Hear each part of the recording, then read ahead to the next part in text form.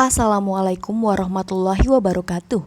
Kami dari kelompok 7, kami akan menjelaskan hasil dari diskusi kelompok kami yang berjudul angket atau kuesioner dan skala psikologi.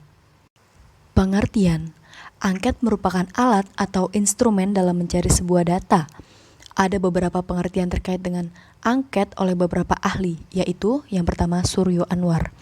Beliau mengatakan angket atau kuesioner merupakan sejumlah pernyataan atau pernyataan tertulis tentang data faktual atau opini yang berkaitan dengan diri responden yang kemudian dianggap fakta atau kebenaran. Yang kedua, ada Gatina Komalasari. Angket sebagai alat pengumpul data dan asesmen non-tes berupa serangkaian yang digunakan kepada responden. Yang ketiga, Komalasari. Angket juga dikenal dengan sebagai sebuah kuesioner. Alat ini secara besar terdiri dari 3 bagian, yaitu judul angket, pengantar, petunjuk pengisian, dan item lainnya.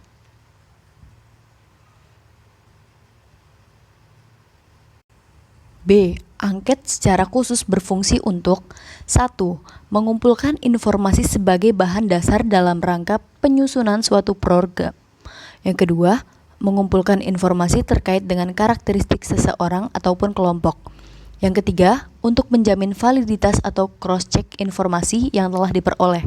Yang keempat, untuk menambah atau melengkapi informasi yang dibutuhkan. Dan yang kelima, sebagai informasi evaluasi program. C. Jenis-jenis angket, yaitu angket langsung, angket tidak langsung, angket terbuka, angket tertutup, dan angket kombinasi.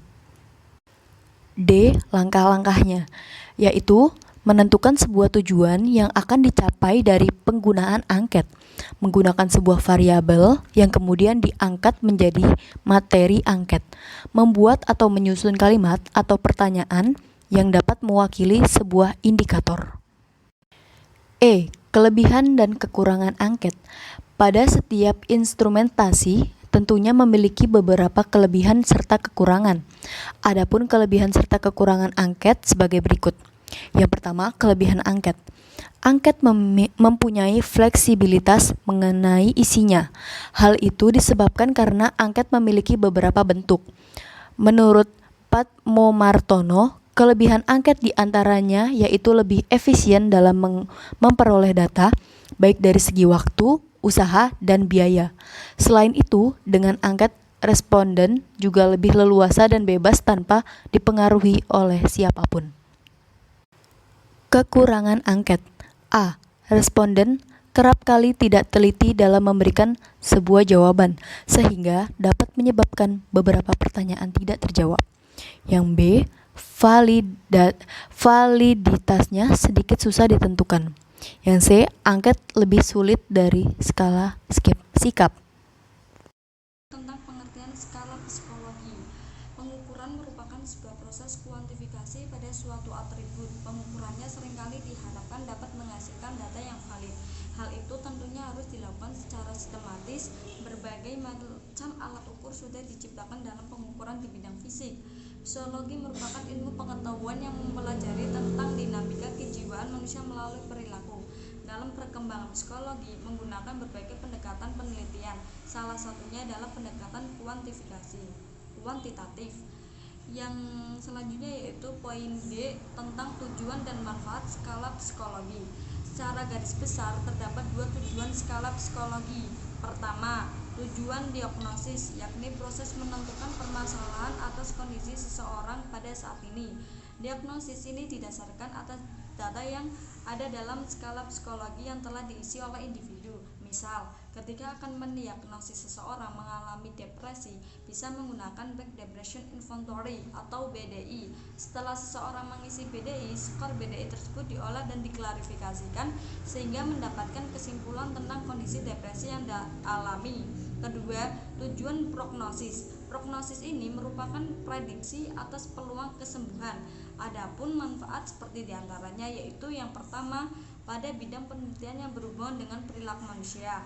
Yang kedua, skala psikologi yang bermanfaat dalam proses seleksi. Seleksi ini proses untuk memilih orang atau sekelompok orang dalam konteks tertentu dengan menggunakan standar tertentu. Yang ketiga yaitu skala psikologi bermanfaat untuk evaluasi. Evaluasi ini bersifat menilai proses yang telah terjadi. Selanjutnya yaitu poin H tentang syarat skala psikologi yang baik. Skala psikologi ini memiliki peran penting dalam menentukan tinggi atau rendahnya suatu variabel dalam diri seseorang. Menurut Pariantolo 2015-2016 yaitu yang pertama tentang kriteria alat ukur psikologi yang baik itu adalah valid. Valid ini memiliki makna ketepatan sasaran dalam mengukur. Yang kedua yaitu reliable, berhubungan dengan tingkat keakuratan skor angka yang dihasilkan oleh instrumen pengukuran. Yang ketiga yaitu diskriminatif, artinya skala psikologi ini sebagai alat ukur memiliki kemampuan dalam membedakan tingkat variabel dalam diri subjek penelitian. Yang keempat yaitu praktis, dapat diartikan dengan mudah, ringan, sederhana, dan murah. Yang kelima yaitu terstandarisasi, yang diartikan memiliki sistem yang jelas, sistem meliputi petunjuk dan perangkat. Yang keenam yaitu bermanfaat. Skala psikologi alat ukur ini, psikologi harus memenuhi asas manfaat. Kemudian selanjutnya yaitu gangguan validitas skala psikologi.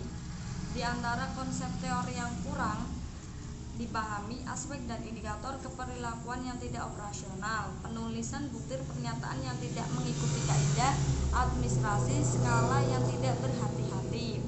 Yang selanjutnya yaitu poin J tentang elemen skala psikologi, di mana skala ini tingkat kekuatan atau besaran, kesetaraan interval, nol mutlak, jenis skala pengukuran, skala nominal, skala ordinal, skala interval, dan skala rasio.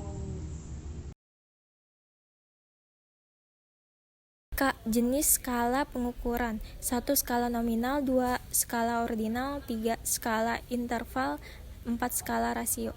Jenis skala psikologi diantaranya yaitu yang pertama skala kepribadian, yaitu skala psikologi yang bertujuan untuk mengetahui tipologi kepribadian seseorang. Selain itu juga dapat digunakan untuk melihat kecenderungan individu dalam memberikan respon terhadap situasi tertentu.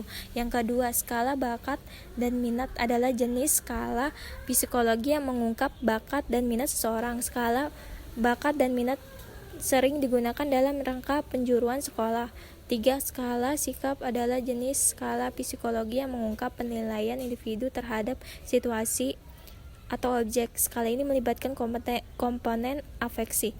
Yang keempat, skala perilaku yaitu jenis skala psikologi yang berupa mengungkapkan perilaku seseorang dalam suatu kondisi. Yang kelima, skala kognitif atau disebut dengan tes, yaitu jenis skala psikologi yang mengungkap kapasitas intelektual individu. L. Penggunaan skala psikologi. Menggunakan skala psikologi atau alat ukur diantaranya yaitu yang pertama menggunakan skala psikologi yang baku seperti BDI, TMAS, NST, IST, RMIB. Yang kedua, referensi penelitian hanya menggunakan skala psikologi yang pernah diciptakan oleh peneliti sebelumnya sebagai referensi. Yang ketiga, modifikasi. Skala psikologi dari penelitian terdahulu dimodifikasi atau dirubah di beberapa bagian yang kurang sesuai dengan sampel penelitian saat ini. Yang keempat, adaptasi. Skala psikologi mengandung unsur perubahan budaya, salah satunya bahasa dan konten materi. Langkah dasar psikologi secara singkat. Yang pertama, seorang peneliti atau penyusun skala psikologi hendaknya memahami terlebih dahulu fenomena yang akan ditelitinya. Kemudian yang kedua, peneliti menyimpulkan fenomena yang akan ditelitinya. Kesimpulan ini diambil dengan mencermati data awal yang didapatkan ketika mendalami fenomena dan kemudian mencari kerangka teori yang bisa menjelaskan fenomena tersebut. Yang ketiga, ketika peneliti sudah menemukan kerangka teori yang menjelaskan fenomena atau atribut yang hendak diteliti, maka peneliti perlu mendalami kerangka teori tersebut. Yang keempat, peneliti membuat definisi operasional konstruk atau atribut yang akan diukur serta membuat cetak biru atau blueprint skala psikologi. Kemudian yang kelima, penulisan item atau butir pernyataan sekaligus memilih model atau jenis skala psikologi. Nah, pemilihan model atau jenis skala psikologi ditentukan dari jenis atribut atau konstruk yang akan diukur. Apakah atribut kognisi atau afeksi? Apakah berjenis linear, bipolar, atau ortogonal? Kemudian yang keenam, jika penulisan item atau butir pernyataan psikologi sudah selesai sesuai rancangan blueprint skala psikologi, maka langkah selanjutnya adalah mengajukan kepada ahli untuk direview dan divalidasi. Kemudian yang ketujuh, validitas isi atau konten. Validitas isi atau konten itu merupakan kelanjutan dari proses professional judgment. Yang kedelapan, uji coba skala psikologi ini diterapkan kepada kelompok orang yang memiliki karakteristik atau ciri yang sama dengan kelompok responden penelitian. Yang kesembilan, menganalisis daya beda dan reliabilitas. Setelah proses uji coba mendapatkan data dari sampel uji coba, maka peneliti mengolah data uji coba tersebut. Dan yang terakhir, perakitan skala final. Jika sudah ditemukan item pernyataan yang daya bedanya rendah, maka item pernyataan tersebut dihapus atau digugurkan. Sekian, mohon maaf apabila ada kata-kata yang kurang berkenan. Terima kasih. Wassalamualaikum warahmatullahi wabarakatuh.